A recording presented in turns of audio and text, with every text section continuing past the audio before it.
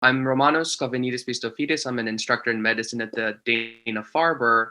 Um, so many myeloma treatments work through the immune system, and lenalidomide, which is a mainstay drug for myeloma, is the perfect example of that, of a drug that works both on the tumor as well as on the immune cells.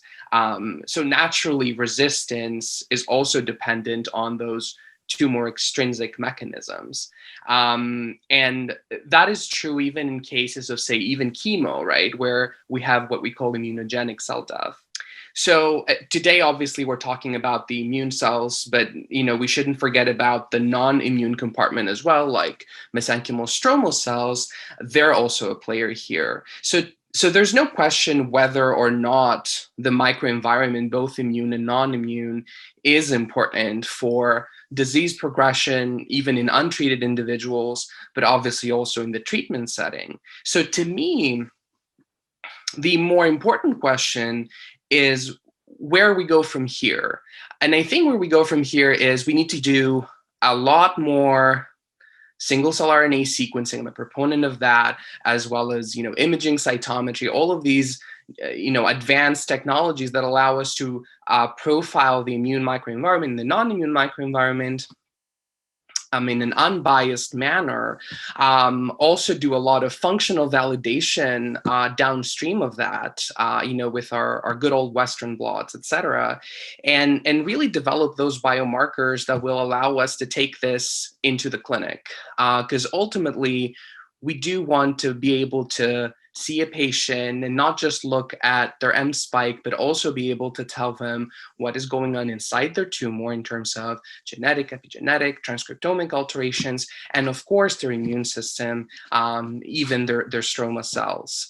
So I think myeloma is a pretty active field in this area of investigation. And so I expect in the next few years, we should be seeing the first kind of next generation models of progression and response to treatment. And I think that's very exciting.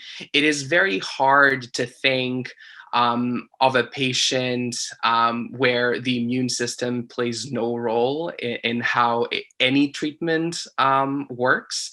And so I really think we need to do much more of that, and we need to get to the point where we profile all different data modalities from an individual patient in order to come to a conclusion about the risk of progression and response to therapy. And some instances of that exist, for example, in the solid tumor world. There are, immune-related response criteria. So I'm really looking forward to the time where we have immune-related response criteria for myeloma patients as well. In the smoldering myeloma field where I am most active, the ECOG trial, for example, showed a very interesting uncoupling of depth of response, which is traditionally measured based on with metrics that are based on tumor burden and progression-free survival. And that to me is very exciting. That seems to suggest that maybe the way the immune system has been modulated by the lenalidomide treatment that was given to these patients is actually what is driving that progression-free survival benefit.